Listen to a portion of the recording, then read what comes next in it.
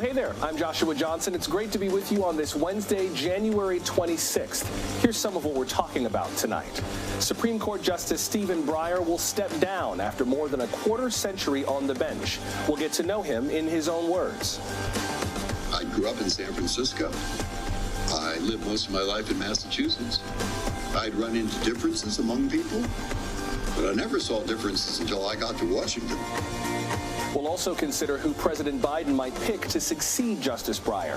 We don't have names, but we have had hints. The president has stated and reiterated his commitment to nominating a black woman to the Supreme Court and certainly stands by that.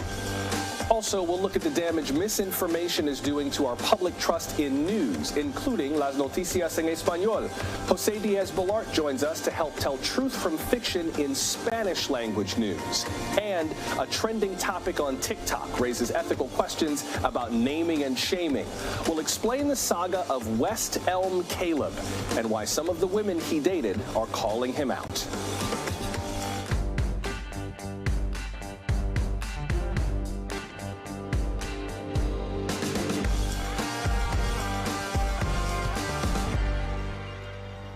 So much to talk about tonight, and let's begin with what has been the top story on NBCNews.com for much of today.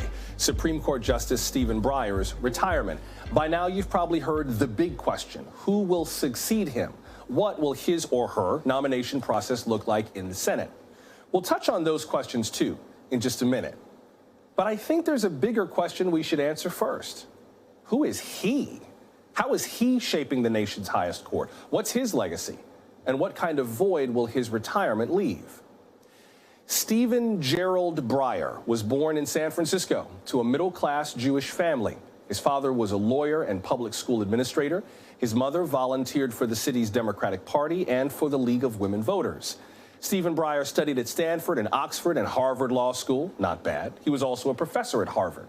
President Clinton appointed him in 1994, and the Senate overwhelmingly confirmed him 87-9. Today, he is the eldest justice at age 83.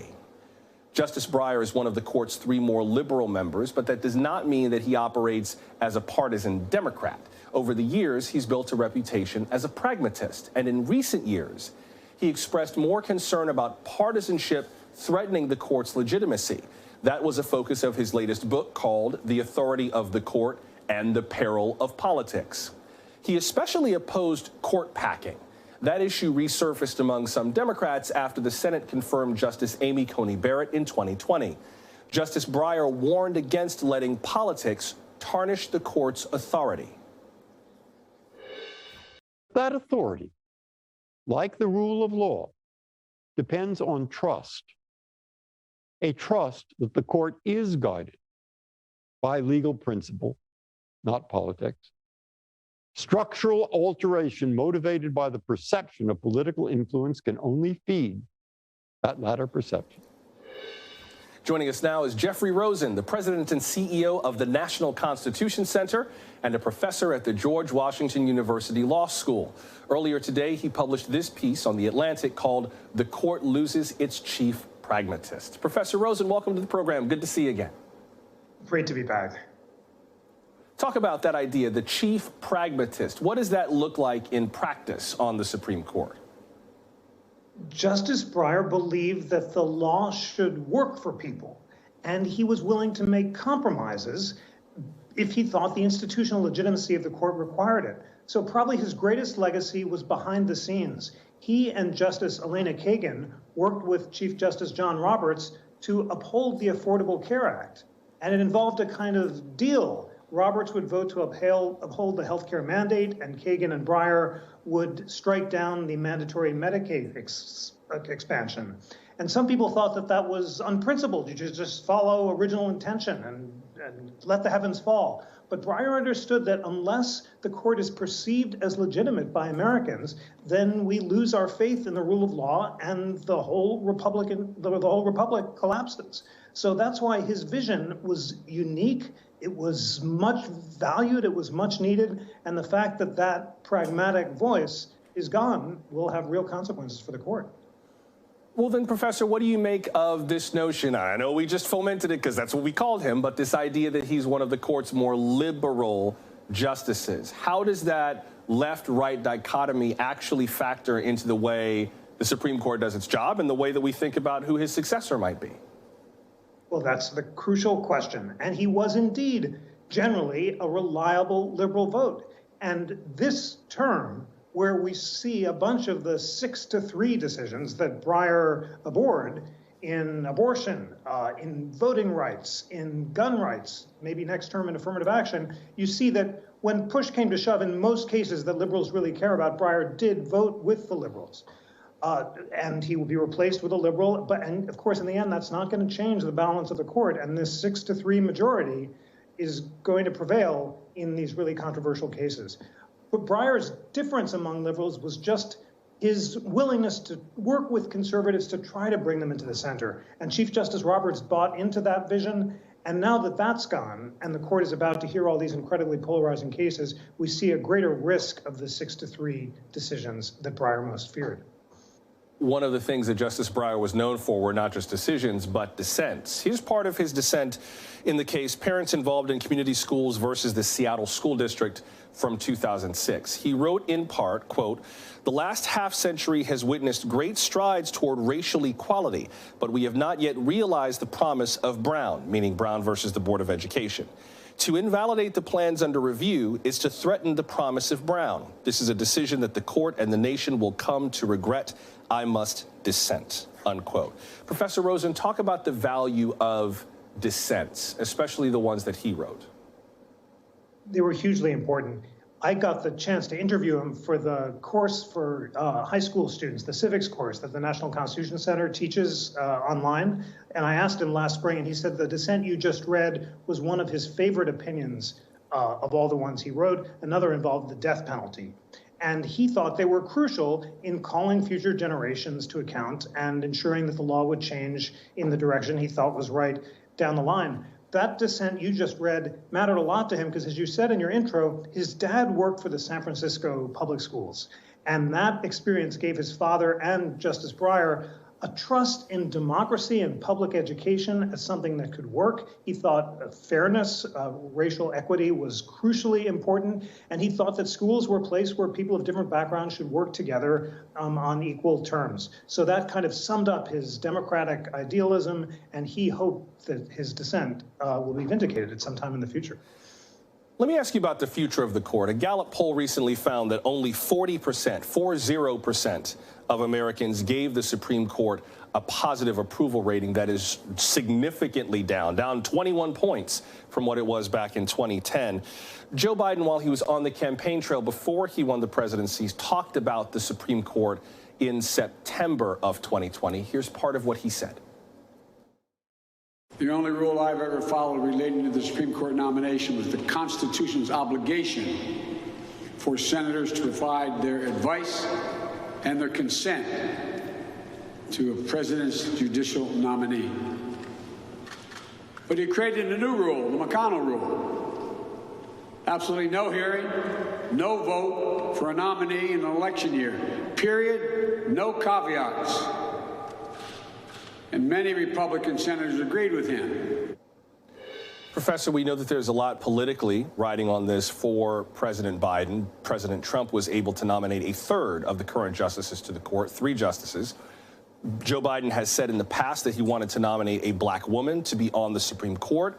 Then there's also the concern about trust in the court. Alexander Hamilton said in the Federalist Papers he thought the judiciary was going to be the weakest branch. You know, it doesn't have powers of the purse. Its job is just to call balls and strikes and say, yep, you're right, no, you're wrong, and that will be the end of it. And that is not what has happened at all in recent years on the court.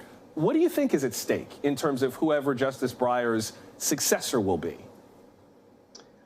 Well, on the one hand, a huge amount is at stake, and I'm so glad you called out the great Alexander Hamilton. Having neither person nor sword, he said the court depends only on public trust to have its judgments enforced. And that was exactly Justice Breyer's point as well. He was very Hamiltonian in that respect.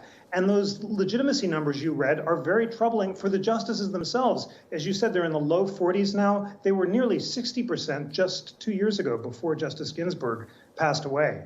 And this term, it's likely that we're going to see an overruling or substantial narrowing of Roe v. Wade, followed perhaps next term by an overturning of affirmative action. This is a legitimacy crisis for the Supreme Court. And unfortunately for the country, Justice Breyer's successor is not going to change the numbers.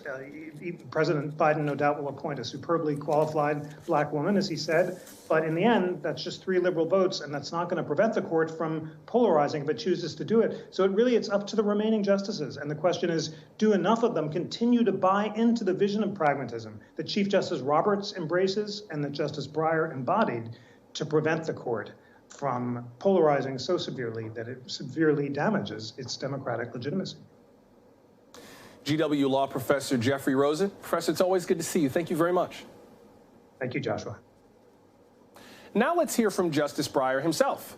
Back in 2018, I had the honor of interviewing him on stage at the Aspen Institute in Colorado. He talked about his legal philosophies, the future of the court, and, reluctantly, about when he might step down. Law is complicated, is what it comes down to. It's pragmatic, it's adaptive, it proceeds slowly over time. And if you're a judge, you have to look at cases and you have to read the words. What you are deciding in a case is not just for these people in front of you, nor just for the judges who probably have come to different conclusions about it now. It will last. It's for the other judges who will have to follow what you say. It is for lawyers who will have to explain it to clients. It is for clients who will, in fact, have to live with it. And indeed, it's for a lot of people who have never seen a law office because they will be affected by it. It's complex. That's the idea. And there will be change. If there were no change, we're frozen to death in the 18th century or earlier. And if there is too much change, people can't adapt. They don't know how to lead their lives. And that's why we have principles that say go slowly. When you do write a dissent, how do you view your role as a dissenter on the court? What's the value to you for posterity of being someone who says, yeah, that's what the majority thinks, but I think they're wrong and here's why? That is a very, very good question. And there are different kinds of dissent. And the best kind of dissent is you're writing a dissent to try to convince someone who, it's tentatively, because it's always tentative until the last minute, on the other side. And you're saying, you see it this way, see it this way, that's why. And nobody who writes an opinion likes to look like an idiot, so if you have a good argument there, they'll change it. And how much will they change it? And to what extent? And will the whole thing change? And that's always up for grabs. And so the best kind of dissent is where you feel you're doing that, you're going to point something out, and you have a hope here of at least a major change for the future, even if they don't join you. I wonder where you see this intersection of civil rights, civil liberties, First Amendment protections, minority rights as the court deals with it and thinks through it. Where's that going? You do decide things case by case. You don't plan out a general direction. That's really not the job. Now, of course, if I've written, for example, a long dissent on the question of whether certain immigrants should be given bail. Now, the court didn't decide that. So if that comes back, I'll probably start anyway with what I've already written. And so naturally, in that respect, a particular case about a particular thing, you have a direction. But in general, the job is, and this is where I started, you take the case. And that's the primary job of the Supreme Court. Iron out the law where the lower court judges have come to different conclusions. And you have to keep in mind that we approach these big deal cases, you know, as the press would call them, the same way. We will approach a case that is about the comma. I mean, you think you know the answer. I've opened the brief, the blue brief, which is telling me why they're wrong below. I read the question. I think I know the answer. Then I read it. Yeah, I did know the answer. Then I read the bread brief. Oh, oh, perhaps it wasn't as clear as I thought. And then I read the yellow brief, the reply brief. And then the government might send a brief in, which is gray. The government's always gray. And then we might have light green for you, any group. It's for the petitioner, or dark green for the respondent. And by the time I'm finished reading them, I then go to my law clerks and I say, these are the problems that are bothering me. Write a memo and put in anything else you want. And I'll read the memo. I'll talk to my law clerks. And then we have oral argument. What do you want us as the American people to keep in mind about the court, the seat, the process? One thing is that this document it lays out some frontiers. Some of them pretty important frontiers, free speech and so forth. But within those frontiers, which are broad, people make up their own minds. And that's why you don't like what's going on, you go to the ballot box. I'm afraid that's for almost everything. For those Americans who look at the court as this vast, immane, untouchable structure, and you within it, and wondering, well, what's that like? Who is he in there? What would you say to them about your future on the court? I'd say that I'll do my job as long as I think I can do it properly. And under the human, it will become apparent, I think, to me, that as it does to people as they get older, that this seems to be about the right time. It was such an honor. I'm so glad I got to talk to him. That was part of my conversation with Justice Breyer from 2018 at the Aspen Institute. We'll share out the rest on social. You can find us at NBC Now tonight. It was such an honor and a delight to speak with him. But still to come, we'll hear what it was like to work for him. One of his former clerks joins us in just a moment. We're so glad you're with us for Now Tonight from NBC News.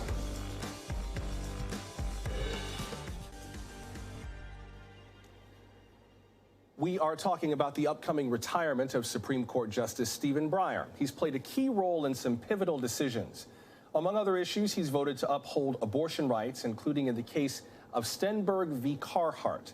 Justice Breyer delivered the opinion of the court for that case back in 2000. It struck down a Nebraska law that banned partial birth abortions. He wrote that this law interfered too heavily with a woman's right to decide on her own.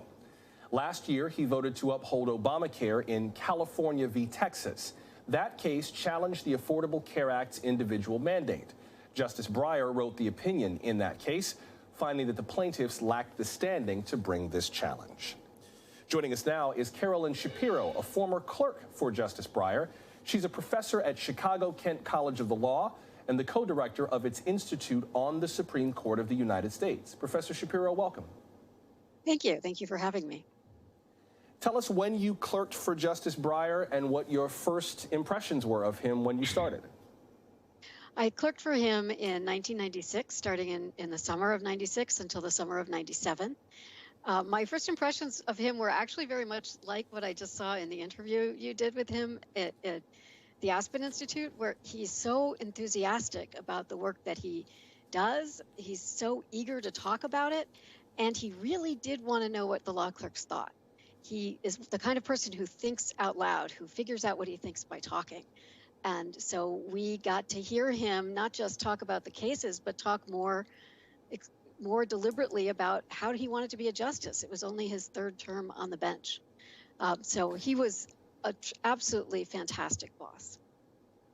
Explain what it is that you did for Justice Breyer. What is a Supreme Court law clerk? So the law clerks help the justices do their work in a variety of different ways. For example, the law clerks help the justices sort through the petitions for certiorari, which are when people ask the Supreme Court to take their cases.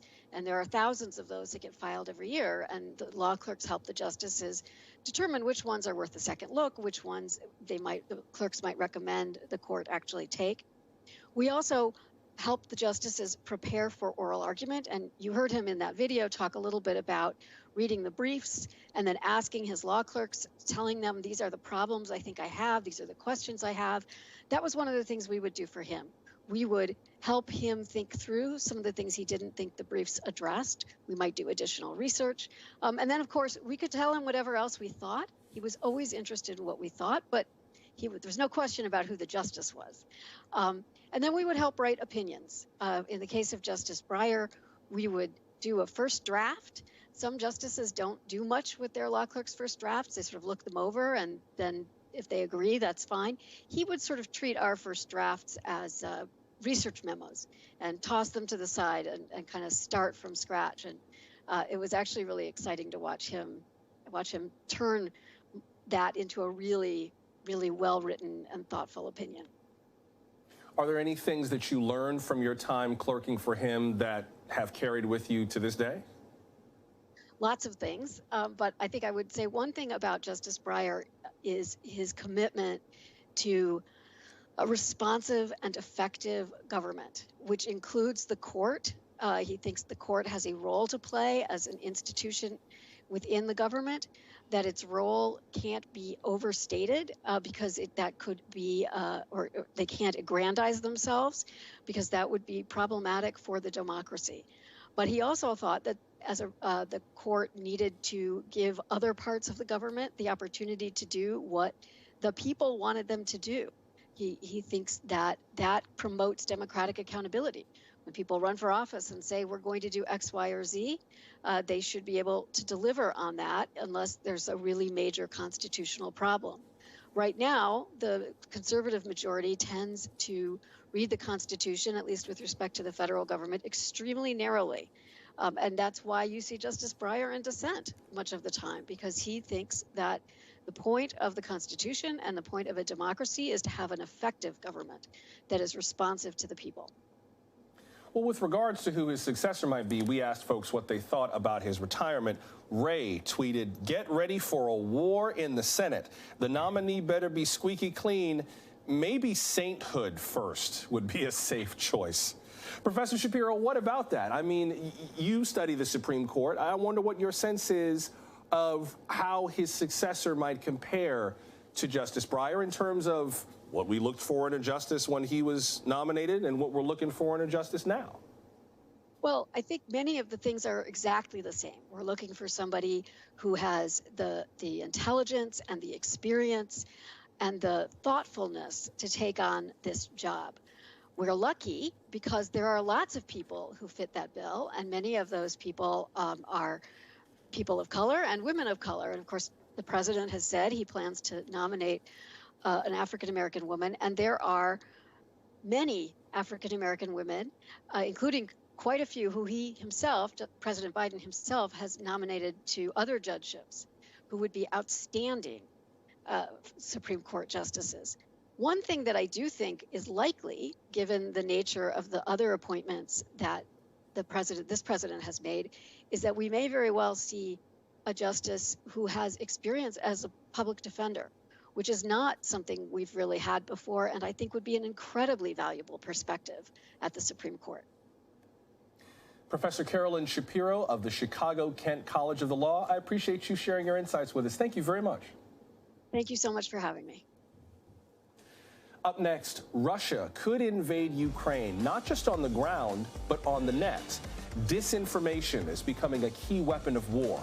What might Ukraine learn from the West about handling Russia's deceptions? That's just ahead. Stay close.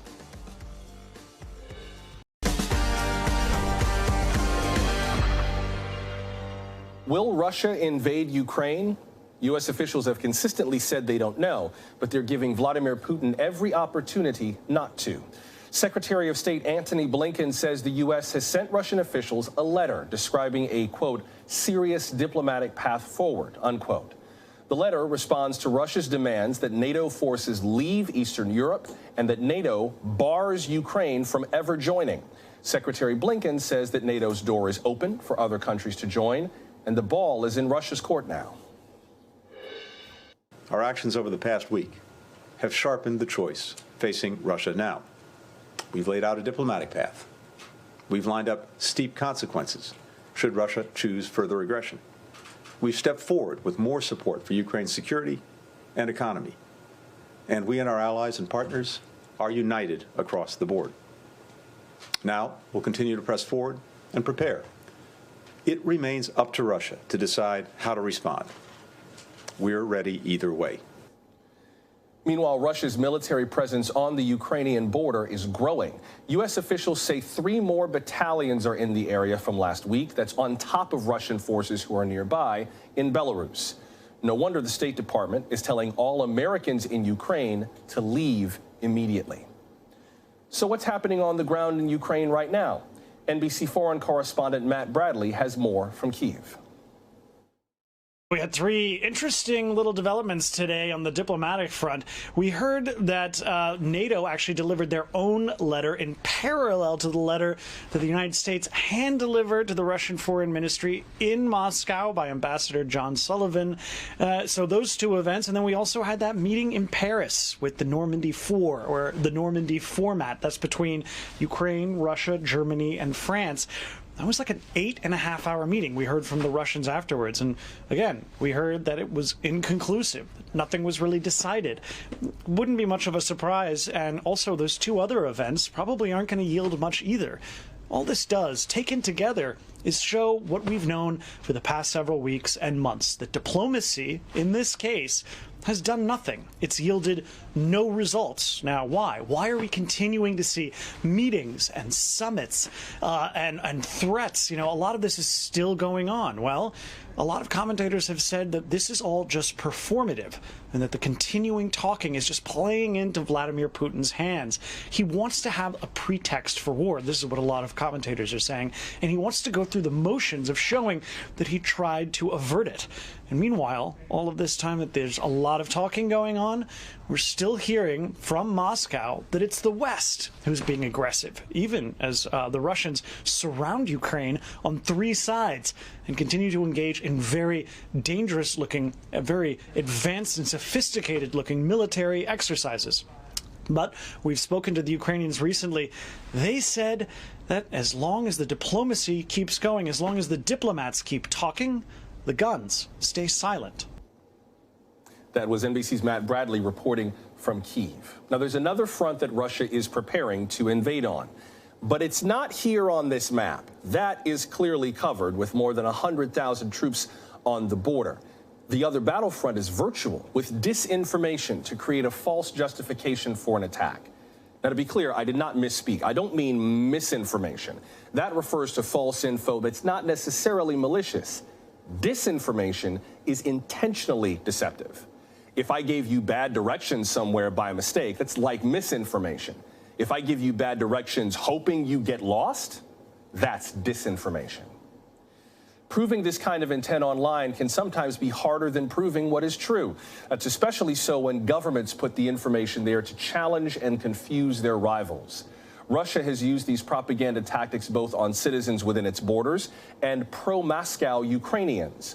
The goal is to create a pretense that blames Ukraine and the West for instigating an invasion. National Security Advisor Jake Sullivan recently talked about this Russian tactic at a White House briefing.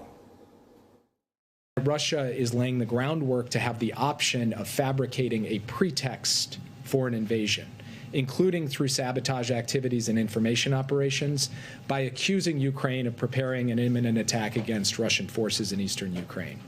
We saw this playbook in 2014. They are preparing this playbook again. So, is something different in that playbook this time? And what can Ukraine do about it? Joining us now is Nina Jankowicz, a senior advisor at the Center for Information Resilience. She's also a fellow at the Wilson Center and the author of How to Lose the Information War, Russia, Fake News, and the Future of Conflict. Ms. Jankowicz, welcome to the program. Great to be with you, Joshua. Can you dig into this disinformation a little bit more? What kinds of things is Russia saying and portraying and putting out there to try to create this pretext for an invasion? Well, first of all, I just want to commend you on laying out the difference between mis and disinformation. So often we get those confused in the discourse today, and I really appreciate you laying that out for your viewers. And it's important to know that Russia is really expert at identifying fissures in society or in alliances and really amplifying them. So what we're seeing over the past couple of weeks and months, and indeed since 2014 in Ukraine, is this idea that Ukraine is either acting aggressively toward Russian speakers or acting aggressively toward Russia, that the West is acting aggressively toward Russia. And indeed, we've seen this in the Center for Information Resilience's monitoring, an increase twofold since March, when Russia first stationed many of these troops on the border with Ukraine, and increased twofold in the mentions of quote unquote Ukrainian aggression since then. And that's on a daily basis. We're seeing hundreds of messages like that in Russian state-sponsored media. So again, I agree with the National Security Advisor. The idea here is to set up a pretext for invasion. And that goes along with what Russia has been trying to achieve in the diplomatic realm as well. Russia's also been going on about NATO and the possibility of Ukraine joining NATO. If that happens, it's a ways off because Ukraine's got other work that it would need to do to even be a candidate for candidacy. Like it's not at all imminent. But talk about how NATO factors into all this disinformation. Yeah, that's a huge question that is on a lot of people's minds right now. And I think this is a success of Russian disinformation, right? As you've said, Joshua, Ukraine is not in the near future going to become a NATO member. There is some cooperation between NATO and Ukraine, but many of the post-Soviet countries are a long way both in their democratic development, their economic development, and their military development. However, this increased Euro-Atlantic integration of countries like Ukraine and Georgia makes Vladimir Putin very nervous because we've seen Estonia, Latvia, Lithuania, Poland, Czech Republic, Hungary, all in the last 20 years, 25 years, joining the Euro-Atlantic alliances, the EU and NATO. And Russia views these countries as in its sphere of influence and wants to stop this encroachment. Now, the United States and its allies believe that countries like Ukraine have a right to self-determination, to determine their own alliances. And overwhelmingly and increasingly, the Ukrainians themselves and others in this region want to be aligned with NATO and the EU. And I think it's important not to abstract this situation and think about the 40 million plus Ukrainians who have, for the past several years, been fighting and losing lives, 14,000 people who have lost their lives, to really have that right, to have that freedom and to choose their own path forward. And that's what Vladimir Putin would take away from them if we were to, kowtow to his demands. I want to note the piece that you recently wrote in the Washington Post called "The West Has Gotten Savvier About Russian Disinformation. Will That Help Ukraine?" In what ways do you think Western savvy might be able to help Ukraine? Well, I think you mentioned Jake Sullivan's, highlighting of the Russian false flag narratives. We've also seen White House Press Secretary Jen Psaki talking about similar narratives, the British Defense Secretary talking about things like this, and the UK actually uncovering a plot for a Russian-backed coup in Ukraine. All of this is way more forward-thinking than we saw in 2014 when Russia first illegally annexed Crimea and then started supporting a separatist movement in the Donbass region of eastern Ukraine. Back then, we were on the back foot. We were always being reactive to Russian narratives. We didn't know how to deal with them in the media. We certainly wouldn't have seen an explainer between mis and disinformation like you've just done. And I think not only in the government sphere, but our people are becoming savvier about disinformation as well. So getting ahead of those Russian narratives allows us to kind of take a little bit of the air out of their sails. And hopefully that will, make this pretext that Putin is developing here sound a little bit hollow, ring hollow, when he is presenting it to the international community. Now, unfortunately, in the piece, my co-author and I underline how it might not be enough because all that Putin and his forces need to do is spark conflict on the border in order to create a real conflagration. And we're not sure if we're there yet. But along with our allies in the UK and in NATO, as well as the Ukrainians themselves, who are extremely experienced in dealing with disinformation, not only modern disinformation, but decades-old Soviet disinformation, I think we're in a much better place than we were in 2014. Nina Jankowicz, I appreciate you talking us through this. Thank you very much. My pleasure. Now, here in the U.S., we got plenty of mis and disinformation to deal with, and not just in English. A new initiative is helping Spanish speakers tell truth from fiction. My colleague Jose Diaz-Balart is an ambassador for this effort, and he joins us when we come back.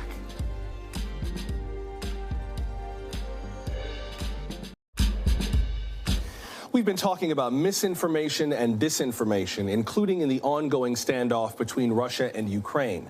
This bad information can be powerful and profitable, but there are ways to push back against it.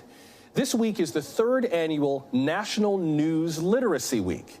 The News Literacy Project and Scripps are offering webinars and skill sessions to the public, and the goal is to strengthen trust in news media by making us savvier consumers. One of our colleagues here at NBC News is involved in an effort to fight misinformation among a key population, Spanish speakers. The Census Bureau says that nearly 42 million people speak Spanish at home. Telemundo, the Poynter Institute, and Google News have launched an initiative to help spare people from being deceived. Es que las mentiras a veces no son tan obvias, así que no se dejen engañar. Aquí les contamos las cosas como son. Joining us now is NBC's Jose Diaz-Balart. He's serving as an ambassador of this initiative. He anchors weekend nightly news on Saturdays and also weekday mornings on MSNBC. Jose, welcome. I'm glad to have you with us. Joshua, what a pleasure to see you, my friend. I also want to applaud you for giving us the opportunity to learn about the differences between misinformation and disinformation. Both of those things are avalanching our community, the Latino community in the United States. As you saw there, I mean, 41 million of us speak Spanish at home, 60+ million Latinos in the United States of America. And, you know, we haven't really focused on helping our community to be able to discern the difference between misinformation, disinformation, and outright lies that we are bombarded with every day, Joshua. Talk about some of what you're seeing, because there's been reporting in the last year or so, not only about misinformation and disinformation in general, but also as it related to the 2020 election. You're based in Miami in South Florida. I'm a native South Floridian, and the power of Spanish language media there, including Telemundo, is tremendous. So I can only imagine what you're seeing with regards to misinformation and disinformation among the Spanish-speaking diaspora in South Florida. Yeah, and in South Florida and throughout our great country. I mean, the fact is that, for example, Latinos over-index on digital media. A lot of us get our information mostly from our digital sources. And so here's a perfect example, Joshua. WhatsApp chats that are so common between people in the United States and family members in their country of origin, friends in different countries. These WhatsApp chats can oftentimes become this cauldron of misinformation and disinformation. A lot of times, people that put some story that they don't even research on these chats are not doing it consciously, but they see a headline that seems interesting, different, provocative, and then they include it in these chats, and then all of a sudden you're getting all kinds of disinformation, both on all kinds of stories that have a direct impact on our lives. And I'm thinking, you know, elections, but even, you know, stories about COVID being fake and you know, bodies that are piled up in the border when they're not. That photo is not even from that area. You know, using old photographs of other incidents to say this is happening now here in my hometown. How do you discern what is real and what is not? So with Poynter, Poynter.org, and MediaWise en español, my colleague at Noticias Telemundo, Julio Vaqueiro, and I have created a whole series of YouTube lessons, courses online, and even a WhatsApp course, a daily lesson. You can sign up for it. Just text Verifica to 415-915-7741. And for the next 10 days, you'll get a quick quiz just to give you some pointers of what to look out for. There's that QR code also. That's a perfect way. You just get your cell phone, go up to the screen, and you'll be able to get just tips on what to look out for. We're not telling you how to think or how not to think, just things to look out for. Original sourcing and intention. All of that is something that we're really just starting out on Poynter.org. I do want to note a couple of tips from the Poynter Institute about the 5 most common ways that misinformation is presented online. You mentioned private chats like on WhatsApp or group chats. Poynter also points to memes, photos, videos, screenshots from other platforms, which can be very easily adulterated, and then fake news websites that only traffic in bad information. Jose, before I have to let you go, I did want to note something that you brought up actually today on MSNBC.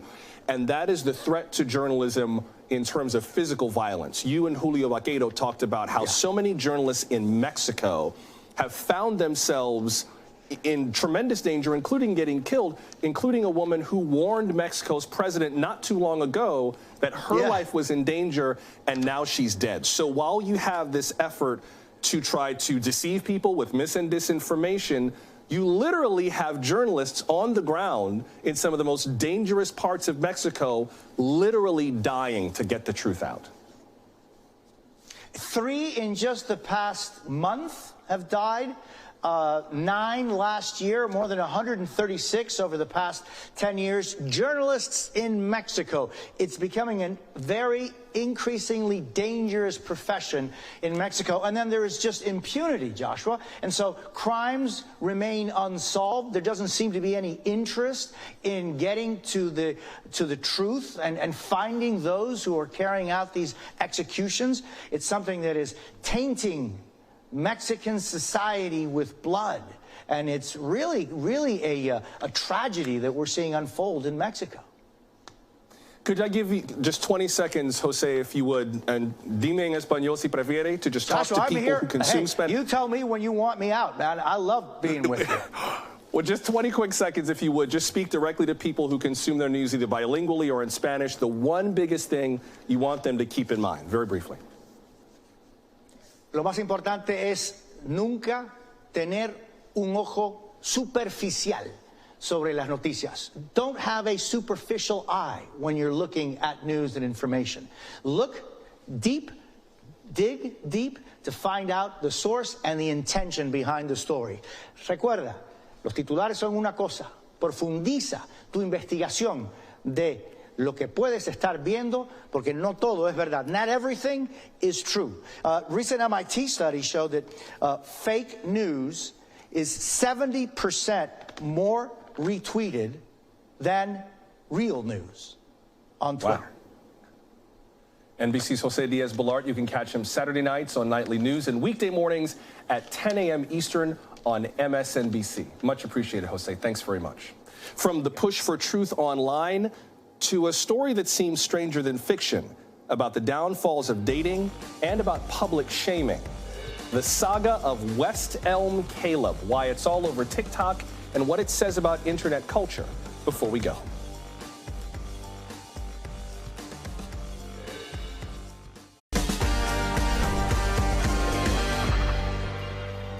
One of the latest viral trends on TikTok has nothing to do with a dance video or a funny meme, and it's about someone who may or may not even be on TikTok, but he has come to be known as West Elm Caleb by women on social media who accuse him of serial dating.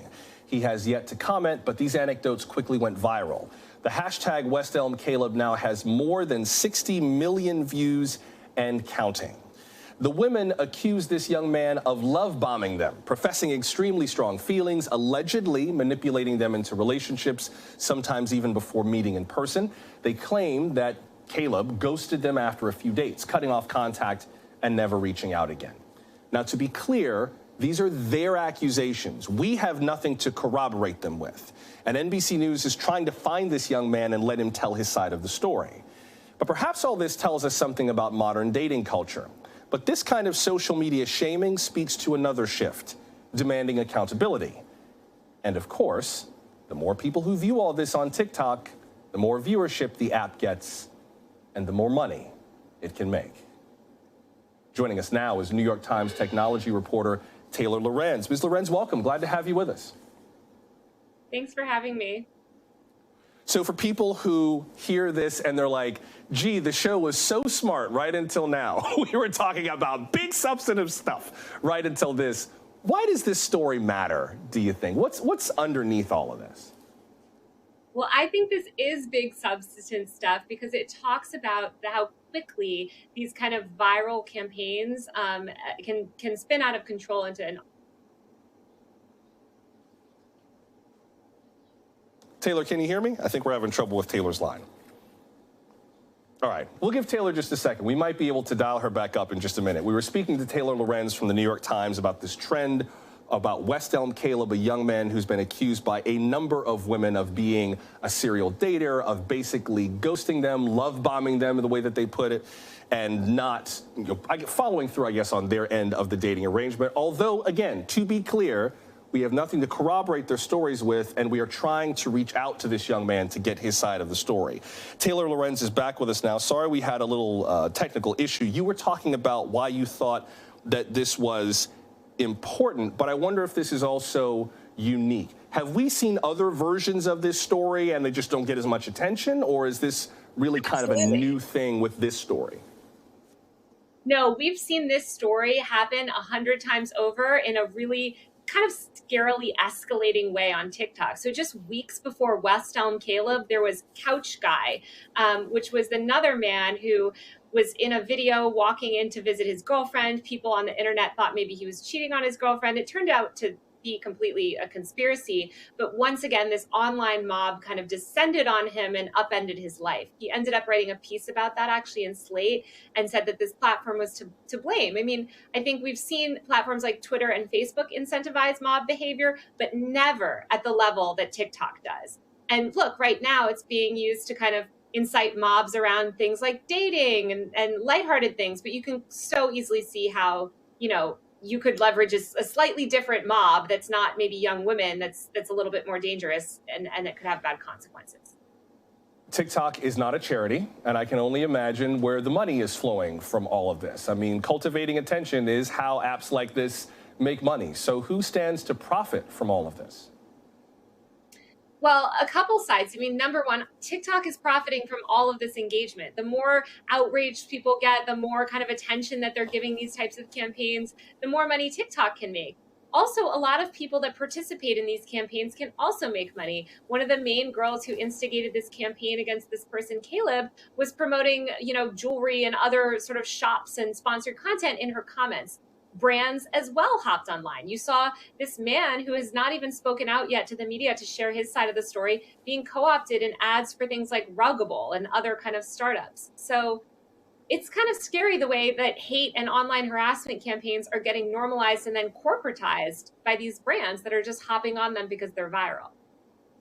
So what would you say, Taylor, before I got to let you go, what would you say is the best way for this to resolve itself? Does this just kind of fizzle out, go away, and then we learn the latest TikTok dance and life goes on? Or is there some kind of resolution from this that could be positive or productive?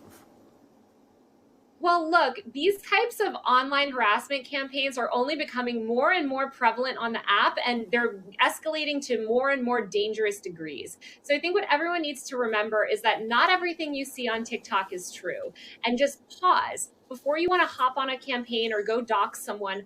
Pause and just remember you are only getting one side of the story. So just, don't jump on the bandwagon just yet.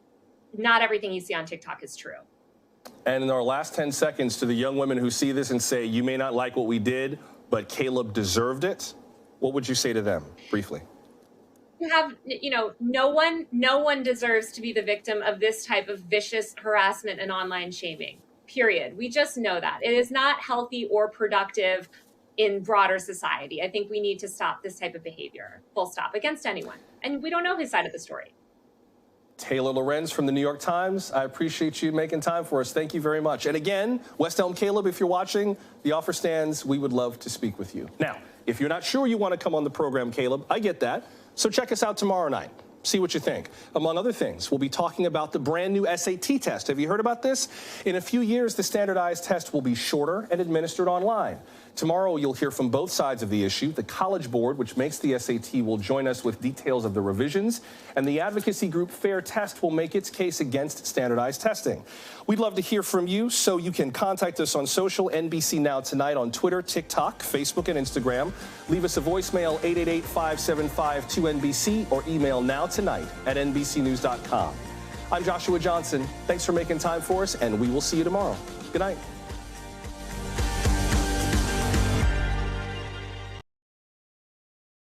Thanks for watching our YouTube channel. Follow today's top stories and breaking news by downloading the NBC News app.